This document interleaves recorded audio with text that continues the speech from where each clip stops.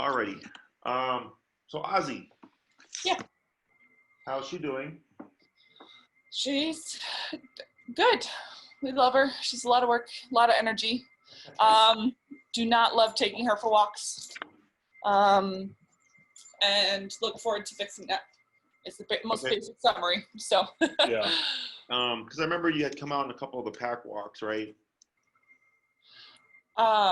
that she. Oh yes, we did. Yeah, and she Yeah. And pulled. you had her on the prong collar. Mhm. Um, and then we talked a little bit about that.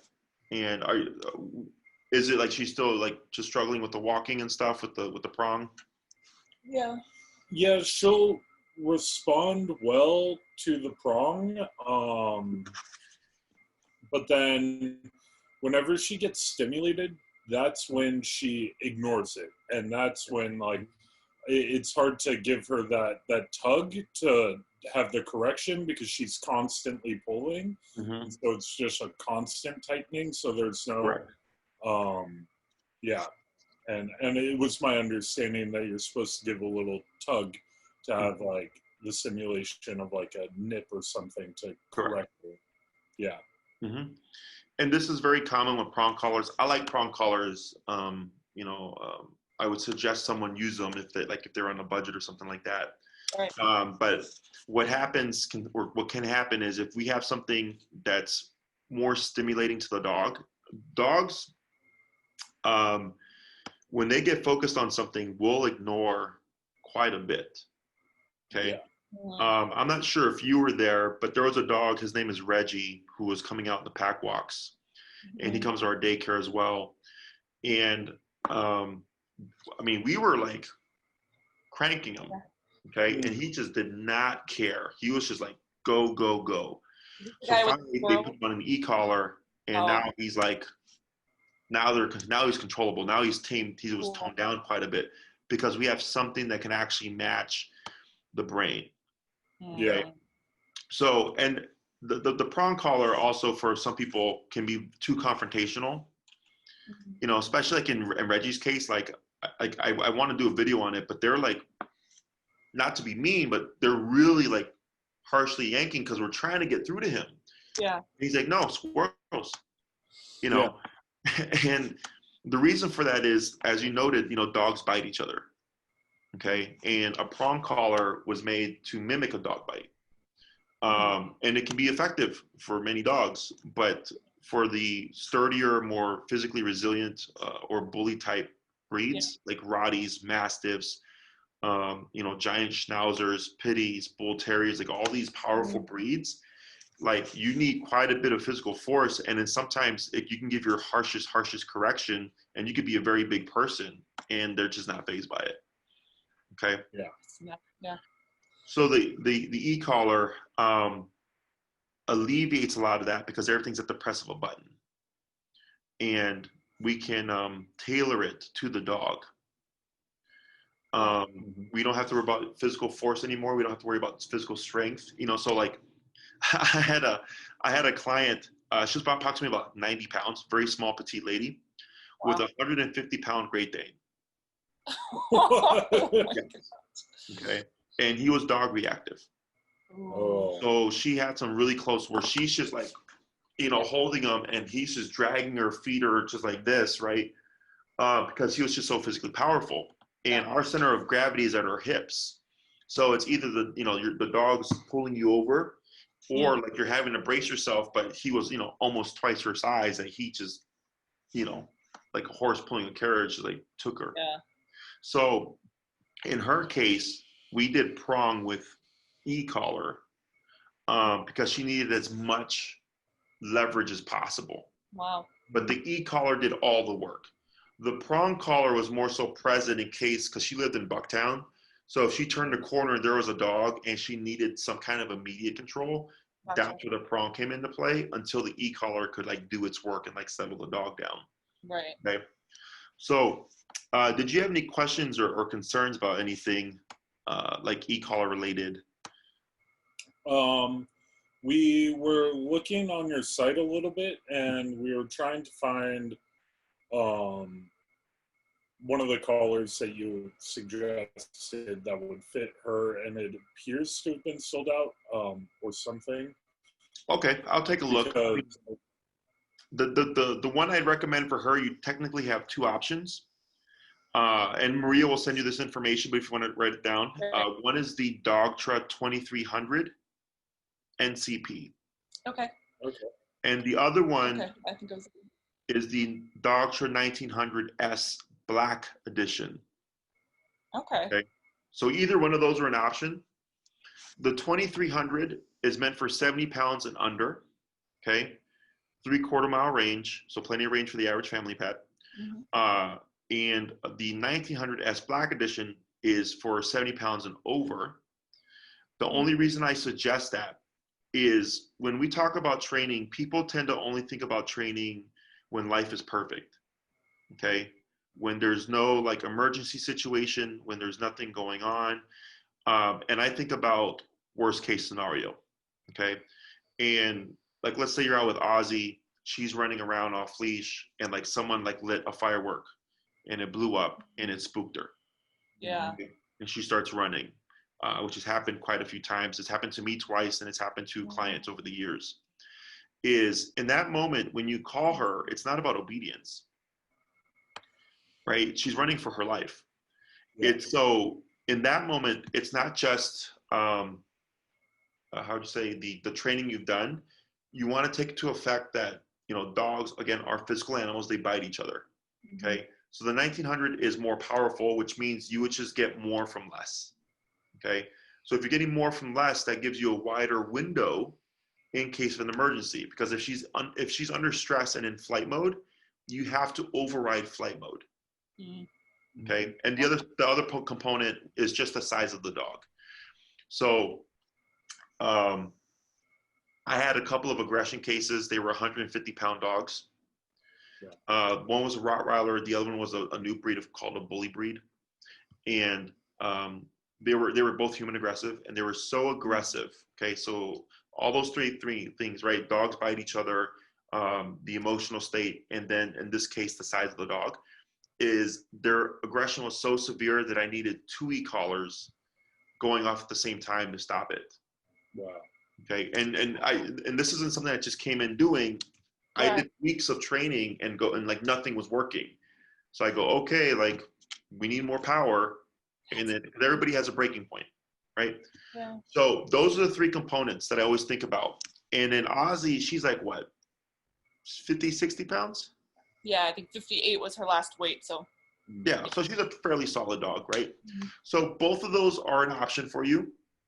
I'm just suggesting the 1900 just because in case of an emergency, you have much more range in terms of output to like address the situation.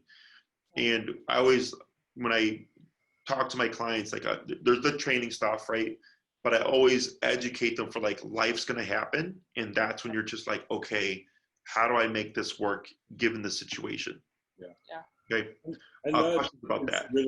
Really what we want out of training. Yeah. I feel like 90% of the time, 95% of the time, Ozzy's fine on walks. But then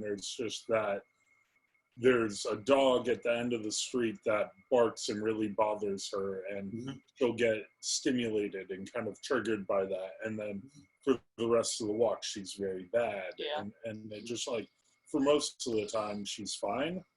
But it's that time of walking around the corner, her getting surprised by another dog, and going into a defensive mode. Sure. Yeah. Really. It should become like reactive back. No, like we've never had one of those scenarios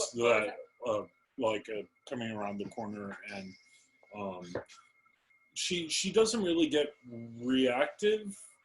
She tries to pull, and I don't know if she's like trying to go say hi to the dog in a friendly way, or go like the dog picks a fight, and she'll pull on the leash a little bit, but like I don't really know why, but she'll pull very hard. And maybe it's different. I know dogs can be different for who walks them, but for me, I think we're both on top of being careful. We're not willing to try and see if she's being aggressive or not. We're going to go the other way or leave from that situation.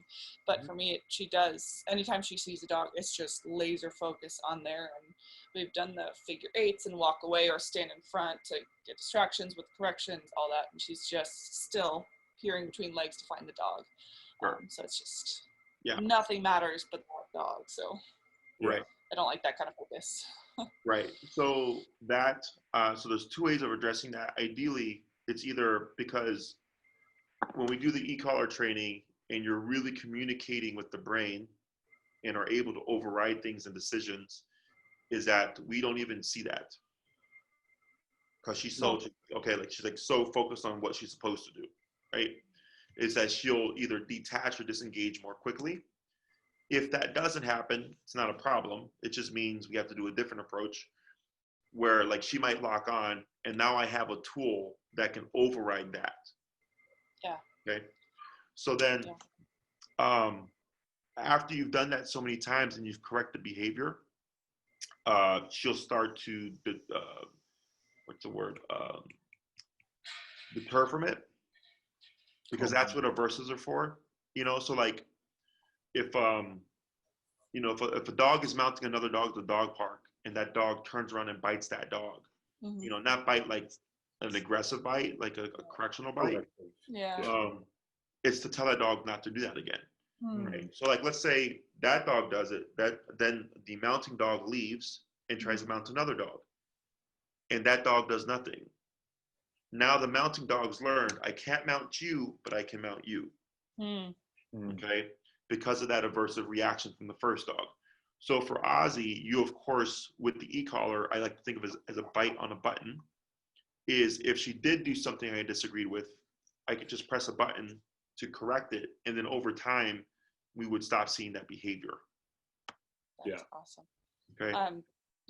I'm looking forward to this a lot because I think I told you months ago, but I think I told you that we tried to do self-taught e-collar training with her, and we implemented it so poorly to the point where after a while she started ignoring the pulses or just like taking them and looking at us just like.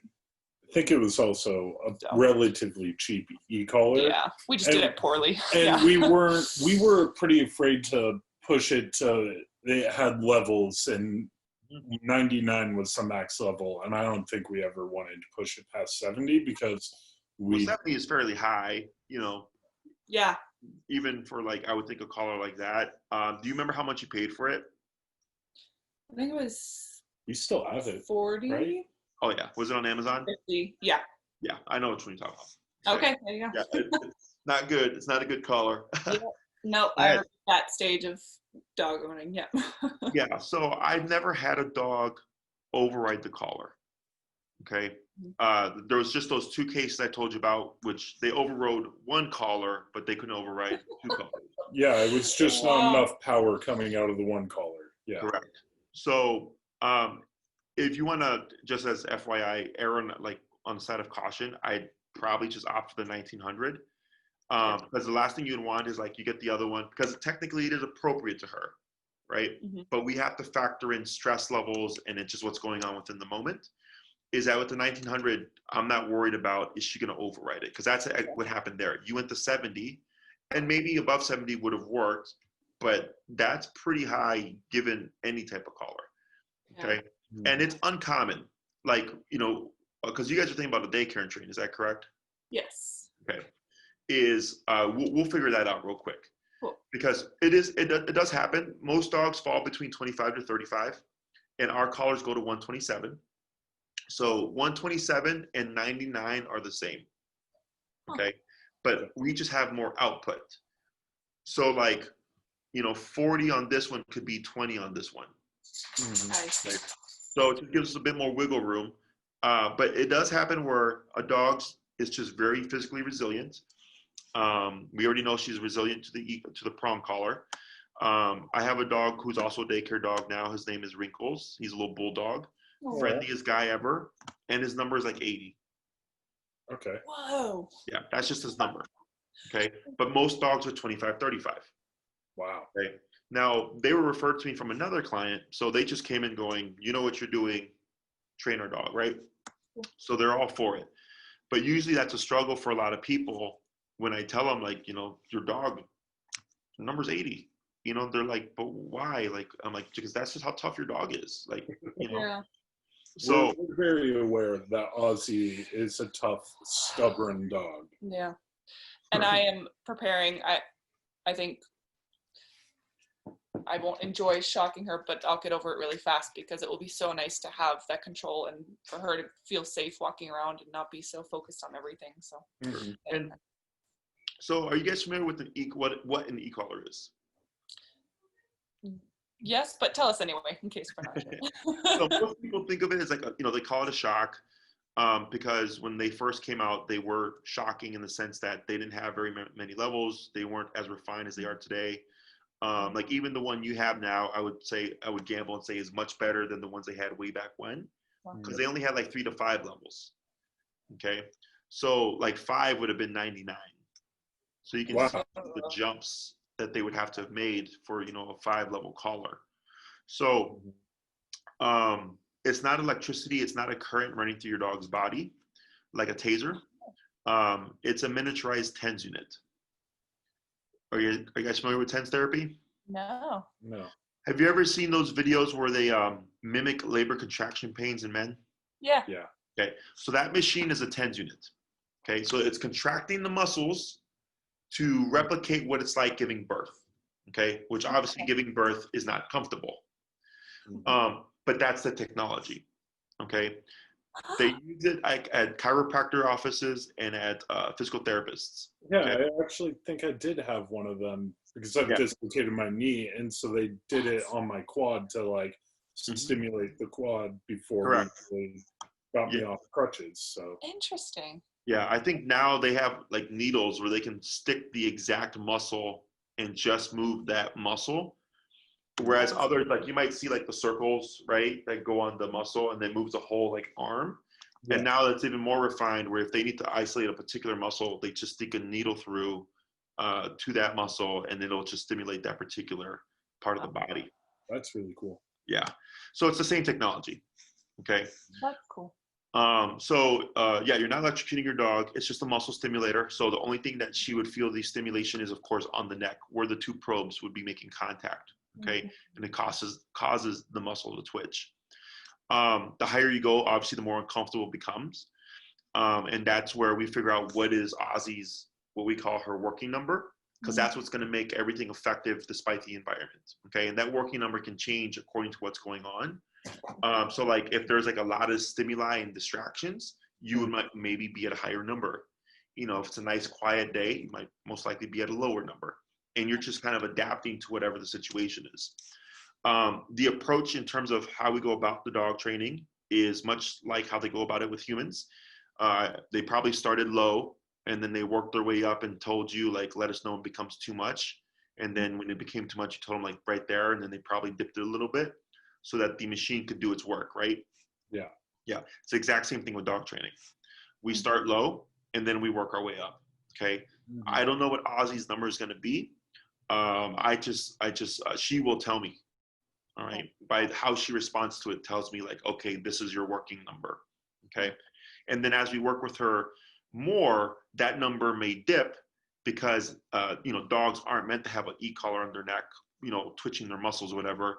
Once she starts to associate that this thing is a line of communication and that it's not going anywhere, essentially like this thing's here to, stick around, is she might become more receptive or susceptible to it, where her sensitivity levels start to drop, and then she's able to operate at a lower number. Every case is different. I don't know how she's going to work, but that's typically how it works. Okay. So like the dog I just wrapped up before you, we started at 58. It was the dog's first class. We had to go up to 58, but by the end of the class, we were at 20. Wow. Cool. And the dog was doing great. So once you get used to it and once you start working with it, it's really just common sense stuff. What holds people back the most is that they're not comfortable going higher. Okay. So like I could give someone their dog, like let's say we did a board and train and the owner was completely just like unaware of what was going on with the training. And then they show up to like, okay, show me what you taught my dog. I'm like, okay, your dog's number is 85 out of 127. They go, what? Right? Because logically, you're thinking 85 out of 127, that's like 3/4 of the way up, or 2/3, right? So then they start doubting things because now they're doing math in their head. They're like, well, my sweet, innocent, lovey-dovey dog couldn't be at 85. Yeah. Because they're reading the personality. And I'm going, you have a dog that is meant to be bitten, who happens to be very physically tough, but is also a very sweet dog. But they're not, it doesn't mean that they can't be tough. Yeah. Okay. And so that's the main thing that inhibits people. But as long as you're, once you get comfortable with it, once you use it, like it's a game changer. One thing that we started doing in response to COVID is that we started recording the first session of everything that we teach the dog. So for Moose, who you guys know Moose, right? Mm-hmm. Yeah. So they did the 5-day daycare and train. Mm-hmm. And then so for Moose, they covered the 6 commands: sit, stay down, come, place, heel. And then the first session of each command they taught, they recorded, okay? Because that's where all the learning is. That's where Ozzy doesn't know what's going on, right? Mm-hmm. The only ones who do know is us. So you're seeing your dog being trained on that first session. So you see the learning process, okay? Because the biggest notion in dog training or boarding trains or daycare trains is people think, I'm going to give you my dog, you're going to train him, I'm going to get him back, and I do nothing, right? Or I just press a button and my dog does it. And I go, no, like you have to understand how the dog was taught so that when you reinforce it, you're reinforcing it correctly. So you're going to see how we teach the behaviors, okay? How we teach the heel, how we teach the stay, the down, the sit, the place, the come. You're gonna see how we teach it, okay? And then we continue working with her, but then you watch it and you go, okay, this is how my dog learned everything. Because a lot of people think you say sit, and if the dog doesn't sit, you just press a button. Like, no, you have to shape the behavior using the e-collar, okay? We'll also make a video on recognizing Ozzy's particular like connection level, perception level, and working level, okay? Because your dog is going to be different from Moose. And then from there, so depending on how long she does with us, so we have 5, 10, 15, and 20-day programs. If you do a 5-day, we simply do the what I call the introductory sessions, which is the first session of every command, plus like the perception level stuff and any like kind of beginner stuff, okay? And then we send that to you, you would watch it, you would start doing stuff, and then when you're ready, you schedule with us, and then we have a session, and then you say like, hey, Jesse, everything is going great, but we struggle with this, okay? So I'm there to kind of bridge the gap between the video and you and Ozzy, okay? If you do like a 10-day program, then at the end of the second, or the second week, we do an overview video. So then you see Ozzy's progress from the first videos where she knew nothing to 2 weeks in, okay? And if you do 15, then we start doing it with the long leash where she's got distractions going on like dogs and all that stuff. And in the 4th week, depending on the weather, because we used to go to Horner Park and record the 20-day video at Horner Park, so then the owner sees their dog's obedience out in public, okay? So, and then you would watch all those videos. So then once you get the first video, you can start doing stuff, okay? And then, because I'm all about, I want people to be educated. I want them to understand how things work. So I've had clients take the video and then do it for a month, and then they come back later for their actual session because they want to put a lot of work in, and then they get more from that session because they're like, I figured all this stuff out from the video, but I struggle with this still. Go, okay, cool. This is what we need to fix then. That's really awesome. So that's the part of the bundle, right? That's the That's clever. That's an amazing offer from you. Yeah. Because what I've come across throughout my career is I'm usually people's last resort. Okay. They've had a bunch of failed trainers, whether it's food-based or e-collar. I've had people do boarding trains, I had a gentleman did a board and train. He had a Boston Terrier. This was years ago. He was out in Tinley Park. He did a 2-week board and train.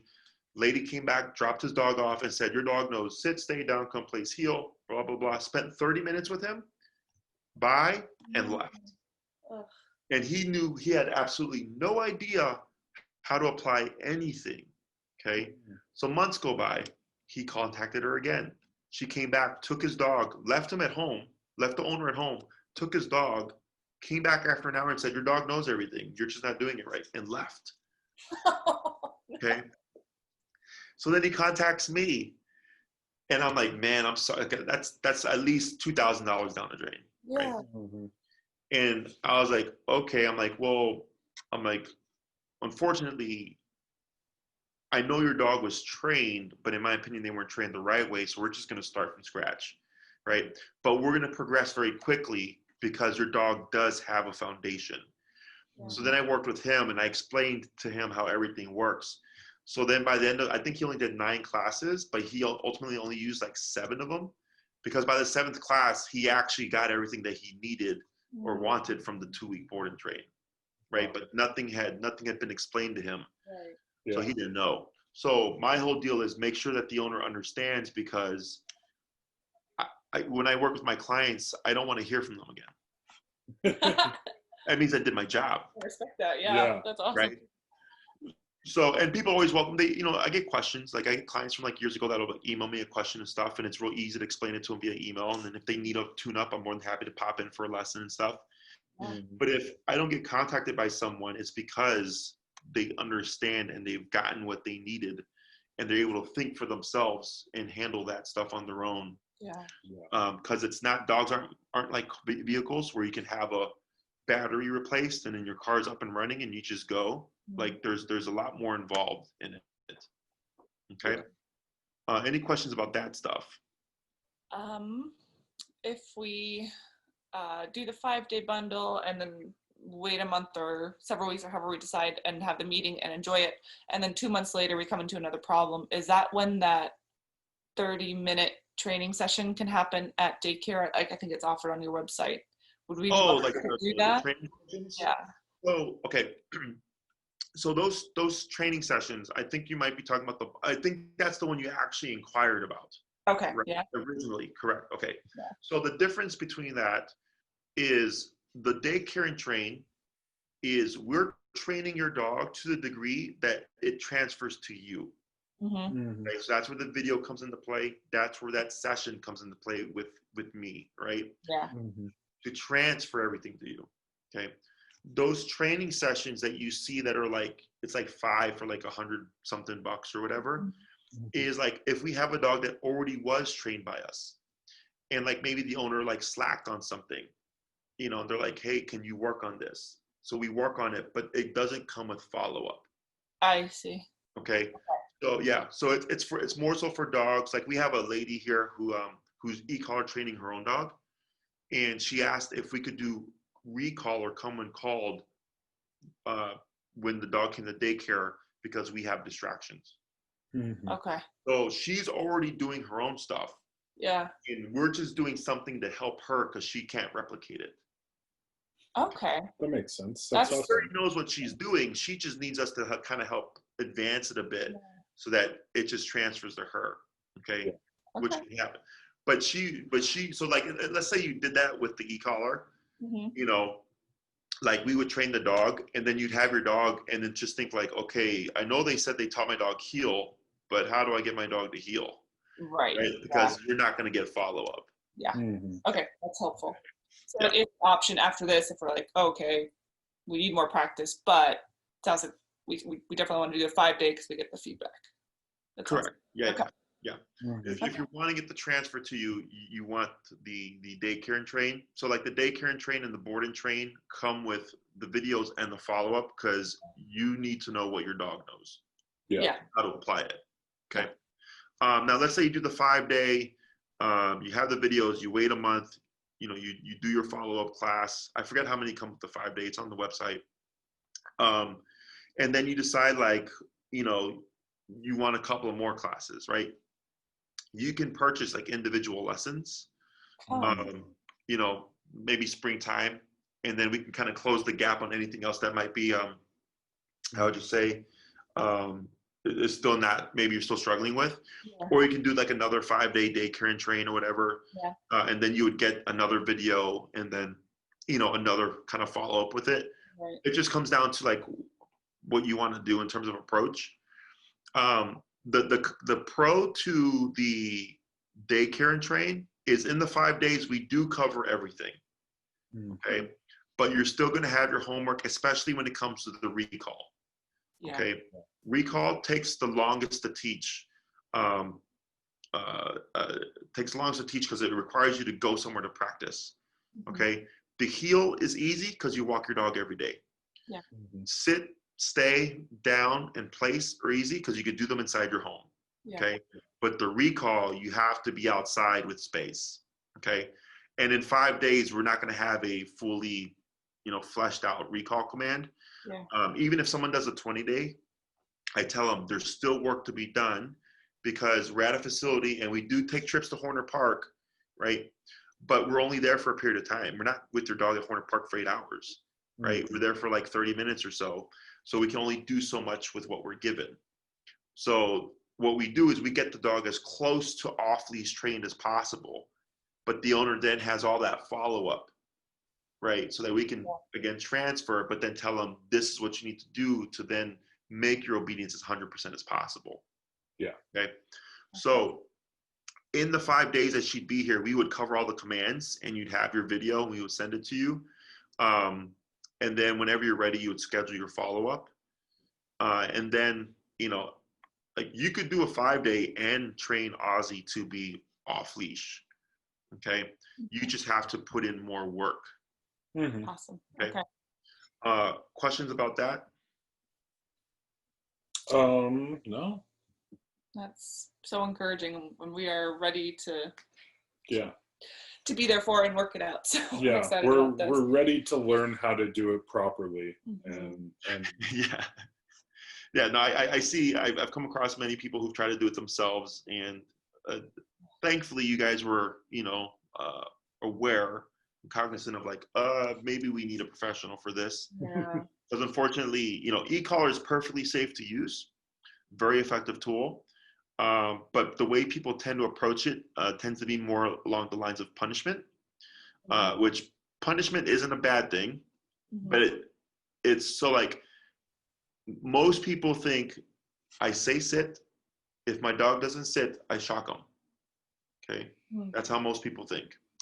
I say it, you don't do it, I shock you.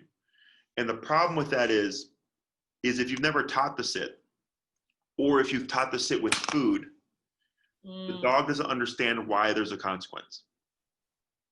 Because it comes out of nowhere.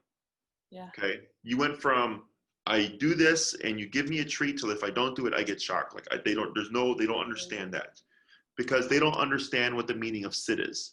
So if my mom told me, sit your butt down or I'm going to spank you, and I didn't do it and I got spanked, I know it's because I didn't put my butt down like she told me to. Yeah. Right? I can define that moment. Yeah. Dogs cannot do that. So the way we teach is using pressure work. So have you ever pulled up and pressed down to make Ozzy sit? Like on her butt? Yeah. Yeah, if you pull up on the collar and you press down on the butt, the dog will sit. Oh, I see. Okay, yeah. That's pressure. Okay, that's physical pressure. You're using prong or leash pressure and hand pressure to shape a sitting response. Okay. So it's the same thing with e-collar. We shape all the commands using the e-collar from the beginning to the end. Okay. So then she thinks, oh, if you say sit and I don't respond and I get tapped, it's because I'm supposed to do this. There's a bridge connecting the word to the consequence if she shouldn't respond. Okay. Whereas most people tend to come at it at the end with like sit. Oh, you didn't do it. Boom. Right. Yeah. And that creates problems because a dog, and I've had a couple clients recently who were actually like blasting their dogs with the e-collar fairly high because they were dealing with like reactivity and stuff. Yeah. So then again, human notion is like, oh, you're being really bad. I'm just gonna punish the hell out of you, right? Yeah. So then the dogs were becoming neurotic because they didn't know what was happening. They didn't understand what was happening. So then I had to make a few adjustments, and then we lowered the number and we changed the approach.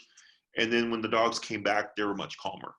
Yay. Because now they're like, oh, I get it now. Now they understood as a line of communication.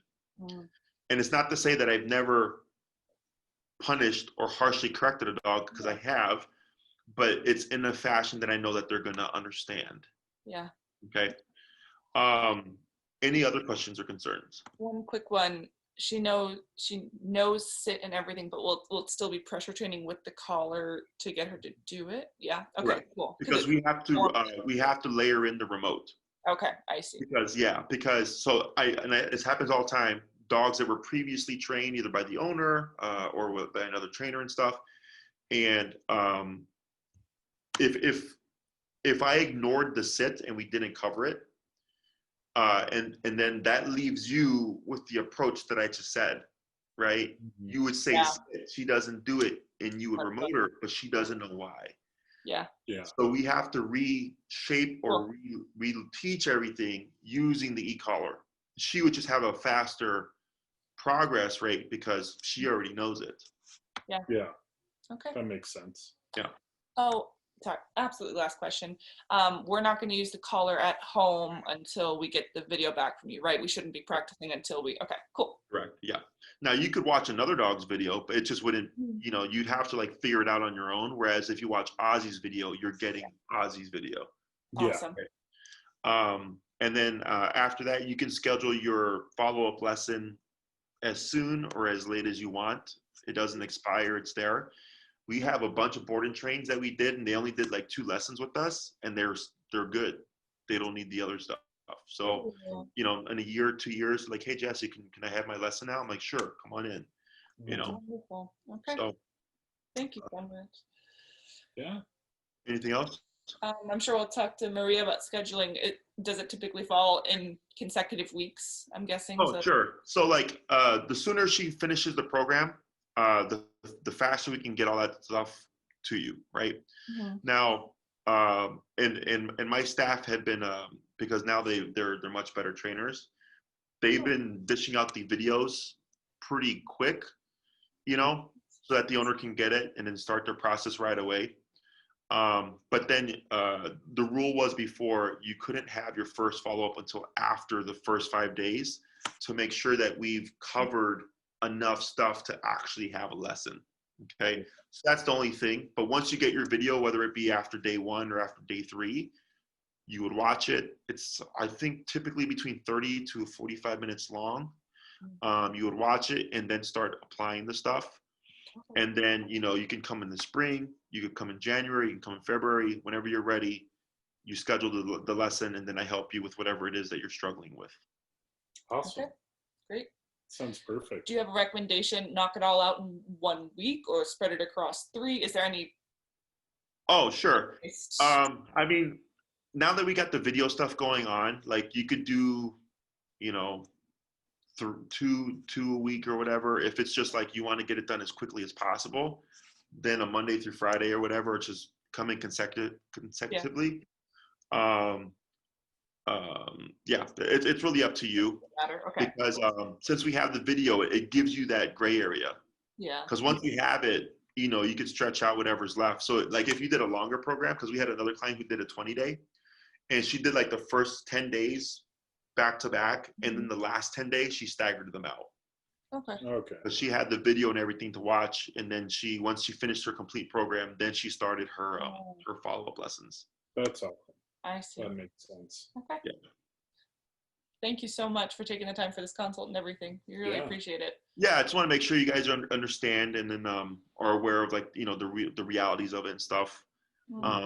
So if any other questions pop up, you can feel free to ask. Maria will of course reach out, and then whenever she finishes her program and stuff, and you bring her to daycare, if you bring her with her collar and everything, we continue to reinforce the training. It opens up another thing here for her, which we do duration work. So like we have playtime, we have the treadmill now, and then we do like stationary work where the dog is just, I'm sure you've seen them like on the dog beds and stuff. Yeah. And that's for like mental exercise, so it's not constant like go play all day. Cool.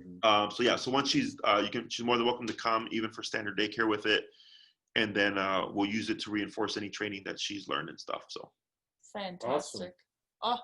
Oh, I'm so thankful we found you guys. This is we appreciate it. Thank you. Yeah. So if you need anything else, you let us know. Otherwise, we'll be in touch, and you guys have a good night. Okay.